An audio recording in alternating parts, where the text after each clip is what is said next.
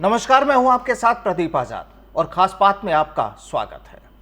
दोस्तों, आज जिस मुद्दे पर हम बात करेंगे वो बेहद सनसनीखेज मामला है, काफी डराने वाला भी है और समाज के लिए एक बिल्कुल अलग सा संदेश देने वाला है, एक सवाल उठाने वाला है। हमें इंसाफ जब चाहिए होता है तो हम कोर्ट की तरफ रुख करते हैं, न्यायपालिका की तरफ रुख करते हैं। लेकिन अगर कभी कोई ऐसी खबर हमारे सामने आती है कि कोर्ट की न्यायपालिका से जुड़े किसी व्यक्ति द्वारा किसी मासूम बच्चे के साथ अगर शर्मनाक कृत्य किया जाए और इस तरह का कोई मामला सामने आए तो जाहिर है सवाल उठने लाजमी है। सीधे तौर पर आज हम बात करेंगे भरतपुर से जुड़े एक उस मामले की जहां पर एक बच्चे के साथ एक जज के ऊपर आरोप यह लगा कि उन्होंने बच्चे के साथ वो काम किया जो किसी भी तरीके से ना सामाजिक रूप से ना कानूनी रूप से किसी भी तरीके से शोभा नहीं देता। कुकर्म का आरोप लगा है बच्चे पर। बच्चे के परिवार वालों ने जज पर लगाया है और इनके साथ कुछ और भी लोग शामिल बताए गए हैं। बच्चे की मां ने प्रधानमंत्री मोदी जी और दूसरे लोगों को भी पत्र लिखा है अब इंसाफ की मांग को लेकर, और कहानी जो शुरुआत हुई वाकई काफी चौंकाने वाली है। इस मुद्दे पर आज बात होगी। मेरे साथ जुड़े हैं एडवोकेट आदित्य जैन साहब और साथ में जुड़े हैं पूर्व आरपीएस अधिकारी योगेंद्र जोशी जी। सबसे पहला सवाल आदित्य जी आपसे कि भरतपुर का ये जो पूरा मसला हुआ है जहां पर एक जज और कुछ दूसरे लोगों पर, कुछ अधिकारियों पर आरोप लगे कि उन्होंने एक बच्चे के साथ कुकर्म किया और साथ ही उनके परिवार वालों को डराने धमकाने की भी कोशिशें की। एक वीडियो भी वायरल हुआ है, वीडियो भी सामने आया जहां पर जज साहब माफ़ी मांगते हुए नजर आ रहे हैं। क्या कहेंगे? मुझे नहीं लगता कि पहली बार, मैंने भी अब तक के जीवन में पहली बार इस तरह की कोई घटना सुनी है। क्या कहेंगे आप? जी सर, प्रदीप जी बिल्कुल आपने सही कहा। पहली बार मैंने अपने पूरे करियर में ऐसी घटना से मेरा अवलोकन हुआ है जो बहुत ही दर्दनाक और बहुत ही चौंकाने वाली घटना है। क्योंकि जो न्यायाधीश जिसका काम न्याय दिलवाना है, जिसका काम पीड़ित पक्ष को न्याय दिलवाना है, जो न्याय व्यवस्था का एक अहम हिस्सा है, एक न्यायाधीश, कोर्ट का न्यायाधीश, उसने ऐसी अगर घटना करी है। अभी मामला क्योंकि पेंडिंग इंक्वायरी है, अभी इंक्वायरी चल रही है, तो अभी प्रूवन तो नहीं है कि किया है, पर अगर आरोप लगाया गया है पीड़ित पक्ष द्वारा तो उसमें कुछ तो वजन होगा। अगर देखा जाए तो जुडिशरी के ऊपर ये पहली बार इस टाइप का सीरियस आरोप लगा गया है। हालांकि हमने पहले भी देखा है कि सर्वोच्च न्यायालय के पहले जो AK गंगुली साहब थे उन पे ऐसे ही झूठे आरोप लगे थे पर कोई सिद्ध नहीं हो पाए थे। पर ये जो आरोप लगा है ये बहुत ही गहरा आरोप है। 14 साल के बच्चे के साथ इतने दिनों तक लगातार यौन शोषण करना, ये एक आपत्तिजनक घटना है। ऐसे न्यायाधीश को तो खुद ही बिना किसी उसके, जैसी ये मीडिया में बात आई, खुद ही रिजाइन कर देना चाहिए तत्काल प्रभाव से। कोई जरूरत नहीं पड़नी चाहिए, क्योंकि न्याय व्यवस्था जो है वो एक डेमोक्रेसी में एक वॉचडॉग का काम करती है। बिल्कुल, सारे संस्थानों पे एक वॉचडॉग का काम करती है जुडिशरी। यहाँ पर एक बड़ा सवाल उठा है। जोशी जी, आप क्या मानते हैं कि आपने अपने कार्यकाल में अभी तक क्या कभी कोई ऐसा मामला देखा? और अगर ये जो पूरा घटनाक्रम हुआ है, चूंकि जांच का विषय है, जांच में क्या चीजें सामने आती है, लेकिन साथ ही आपको बता दें कि यहाँ पर एक वीडियो भी वायरल हुआ है जिसमें वो जज साहब परिवार से माफी मांगते नजर आ रहे हैं। तो कानूनी रूप से एज ए पुलिस अधिकारी के रूप में क्या किस तरह से देखते हैं आप?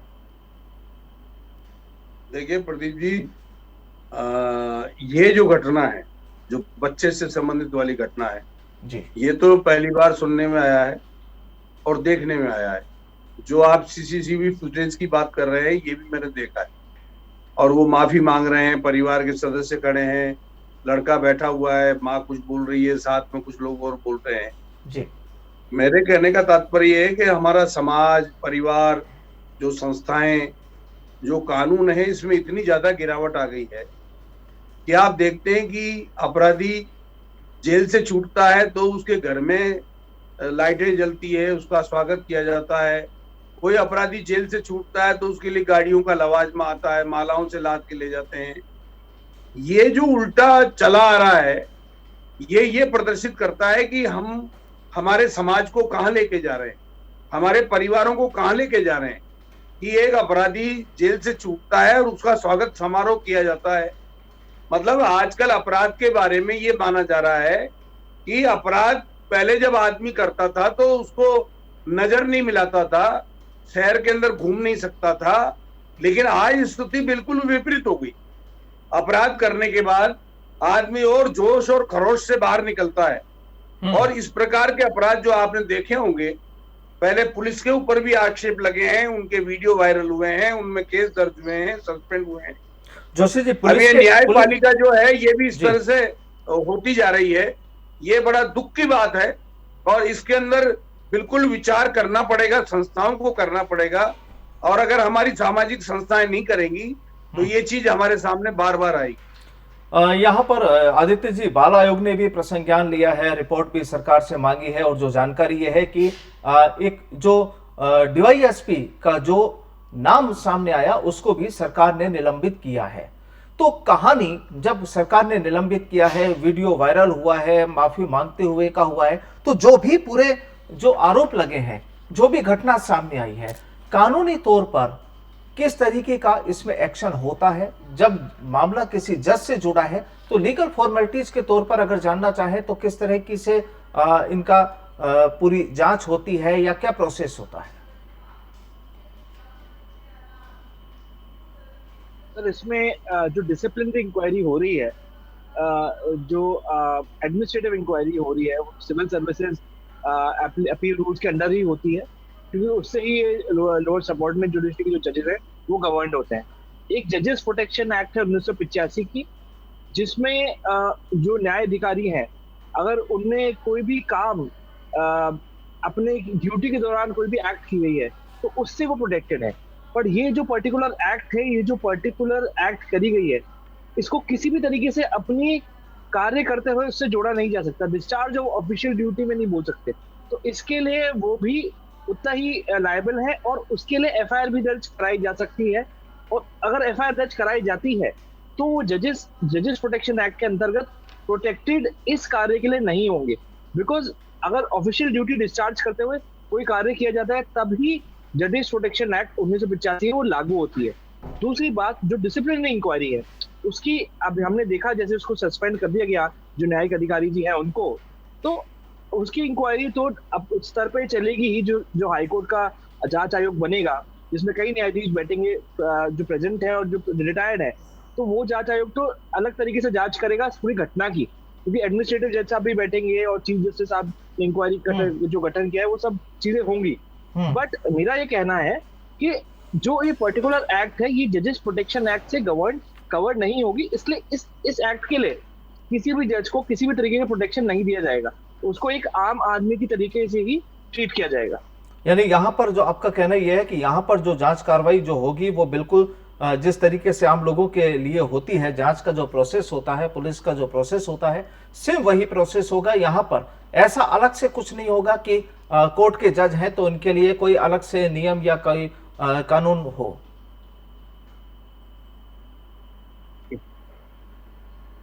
जोशी जी, बिल्कुल अलग से कोई नियम नहीं होगा जी, या ये सबऑर्डिनेट जुडिशरी की जज है। जोशी जी, अगर इस तरीके का मामला जांच एजेंसी द्वारा मान लीजिए प्रूव हो जाता है और ये सारा घटनाक्रम क्लियर हो जाता है, साफ हो जाता है, कहानी इसमें ये कि बच्चे की जो माँ है उसके साथ भी कुछ गलत करने की धमकी, बच्चे का जो भाई है उसे जेल भिजवाने की धमकी, और धमकियों की बदौलत धमकियां देकर इस तरह का कृत्य करना, आखिर किन धाराओं के तहत ये पूरा मामला होना चाहिए और पुलिस की जांच किस तरह से यहाँ पर पुलिस का एक्शन होना चाहिए? देखिए प्रदीप जी, मुकदमे तो दर्ज हो चुके जी, और जो गंभीर से गंभीर धारा यही है जो पॉक्सो एक्ट लग गया है जी, इससे बड़ी धारा कोई नहीं है। और उस वक्त एडवोकेट वो जज साहब ने भी एक मुकदमा दर्ज करवाया है जिसमें वो ये बताते हैं कि साहब मुझसे 5 लाख रुपए लेने के लिए बिल्कुल मुझे डराया धमकाया जा रहा है कि अगर आप ऐसा नहीं करोगे तो ऐसा करेंगे। हम्म, तो मेरे कहने का तात्पर्य ये है कि ये चूंकि अभी दोनों मुकदमे जांच के अधीन है और प्राइमरी जज स्टेज पर साहब है। को निलंबित कर दिया गया है और पुलिस का जो अधिकारी, जो एसीबी का जो डीवाईएसपी या एडिशनल एसपी जो भी था, जी, उसको भी निलंबित कर दिया गया है। तो जांच होने के बाद में, अनुसंधान सही होने के बाद में निष्कर्ष पर पहुंचना पड़ेगा कि क्या है इसका वास्तविकता। लेकिन जो प्रारंभिक स्तर पर देखने में आया है वो यही देखने में आया है कि इस बच्चे को उन्होंने बहलाने फुसलाने का जरूर कार्य किया है और इसमें कई हद तक जज साहब दोषी पाए जाते हैं, जैसा कि वीडियो सीसीटीवी फुटेज वगैरह जो देखने को मिल रहे हैं, जो लोगों के बयान देखने को मिल रहे हैं, उनसे ऐसा आभास होता है। बाकी जांच के बाद ही न्याय हो पाएगा। मतलब ये जैन साहब अभी कुछ ही समय में ये दूसरा ऐसा राजस्थान का एक बड़ा मामला माना जा सकता है। कुछ दिनों पहले एक आरपीएस अधिकारी का पूरा ये मामला सामने आया था। हालांकि उन्हें बेल मिल चुकी है। घटनाक्रम सभी ने, पूरे हिंदुस्तान ने देखा है, चर्चाएं की हैं, कई उनके वीडियो वायरल हुए थे। और अब एक जज साहब के सामने इस तरह की स्थितियां, मतलब कहाँ हम माने कि सामाजिक रूप से इसको माने, कानूनी रूप से माने, क्या कहेंगे? देखो प्रदीप जी, मैं आपके चैनल पे कई बार कह चुका हूं कि जो हमारा संविधान है, संविधान से लेके अब तक के जो कानून बने हुए हैं, इन कानूनों को अब बदलने की आवश्यकता है। इनमें बदलाव बहुत जरूरी है क्योंकि समाज बदल गया, परिवार बदल गए और घटनाएं होती हैं, वो घटनाएं बदल गई, अपराध के तरीके बदल गए। मतलब इस तरह की घटनाएं होने लगी हैं जो इन कानूनों के अनुसार उनको सजा करने की पूर्ति हो ही नहीं सकती। और समाज अलग जा रहा है, कानून अलग जा रहे हैं, कॉन्स्टिट्यूशन अलग जाता है, लोग उनकी पालना नहीं करते, मखौल मचा रखा है। एक प्रकार से बिल्कुल कयोस की स्थिति है आज, मेरे हिसाब से है ये, कि कानून न तो समाज रोक पा रहा है, न समाज को कानून रोक पा रहा है, न परिवार रोक पा रहे हैं, और न अदालतें रोक पा रही है, न पुलिस रोक पा रही है। तो आखिर हम जा कहां रहे हैं?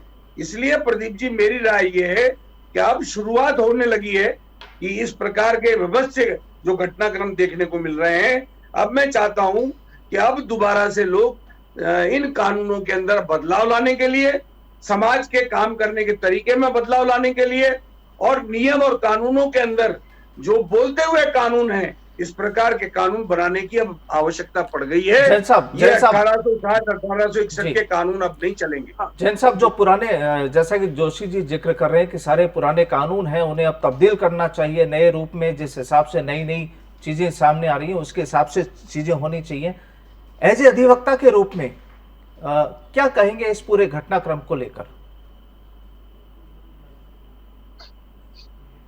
जी जोशी जी की इस बात से मैं आंशिक तौर पर सहमत हूँ, क्योंकि कुछ कानून ऐसे हैं जैसे कि सेडिशन का कानून है और कई कानून ऐसे हैं जिनमें अब बदलाव की जरूरत निश्चित तौर पे है। परंतु हमें ये भी देखना है कि इंसान को क्या मॉरल ग्राउंड लेना चाहिए। अब जो जजेस, जो पूरा अपॉइंटमेंट प्रोसेस है, जो पूरा जुडिशियल इंफ्रास्ट्रक्चर है, उस पे किस तरीके की इस घटना से एक प्रॉब्लम क्रिएट होती है, क्योंकि इंसान, एक आम आदमी का जो भरोसा है जुडिशरी पे, वो उठता है वास्तविक तौर पे। उसको मजबूत करने के लिए ये सर्वोच्च न्यायालय और ये उच्च न्यायालय की जिम्मेदारी है कि जो नियुक्तियां हों वो पूरी जांच पड़ताल करके हों। और मैं मुख्य न्यायाधीश साहब का इसमें पूरी तरीके से अच्छा एक डिसीजन समझता हूँ, जिनने इंक्वायरी के दौरान जो न्यायाधीश, जो नीचे के सबऑर्डिनेट जज हैं, उनको सस्पेंड करा, बहुत ही तुरंत फैसला लिया गया।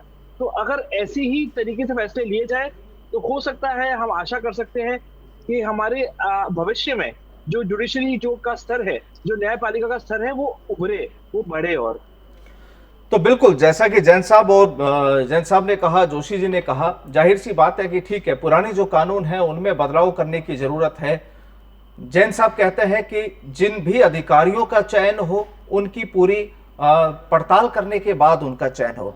लेकिन हमारा मानना है कि जब तक सामाजिक रूप से, मानसिक रूप से आप मजबूत नहीं होंगे तो चाहे आप कितनी ही पड़ताल कर लें, कितने ही कानून बदल लें, जिस व्यक्ति की जो सोच हो जाती है, अगर जिसकी प्रवृत्ति गुनाह की प्रवृत्ति होगी, चाहे कानून कितने बदल लिए जाएं, माहौल कितना बदल लिया जाए, वो शायद अपने रास्ते पर ही चलेगा। लेकिन अब इस पूरे घटनाक्रम को देखकर अभी कहा जा सकता है कि चूंकि शुरुआती मामला है और शुरुआती मामले में तुरंत एक्शन भी हुआ है, यहाँ पर निलंबित भी किया गया है एसीबी के जो डीवाईएसपी है उनको भी और जज साहब को भी। कुल मिलाकर देखना होगा कि इस पूरी कहानी में जिस लोगों की जहां पर न्यायपालिका से जब किसी जज से उम्मीद होती है इंसाफ के लिए, और अगर वहां से ही इस तरह की तस्वीरें निकले, और हम ये नहीं कहते कि पूरे जज इस तरह से कोई खराब होते हैं या कोर्ट खराब होती है ना, हर जगह कहीं ना कहीं कुछ लोग ऐसे मिलते हैं, और जैसा कि कहा भी जाता है कि एक गंदी मछली पूरे तालाब को गंदा करती है, और यहाँ भी कुछ तस्वीरें शायद ऐसी ही बन पड़ी हैं। जोशी जी और जैन साहब, आपका बहुत बहुत शुक्रिया हमारे साथ जुड़ने के लिए, आपने कीमती समय दिया। आगे भी आपको अपडेट करते रहेंगे कि आखिर इस मसले पर अब क्या चल रहा है और क्या होना चाहिए, पब्लिक क्या सोचती है, वो भी आपको बताएंगे। आज के लिए फिलहाल इतना ही, नमस्कार।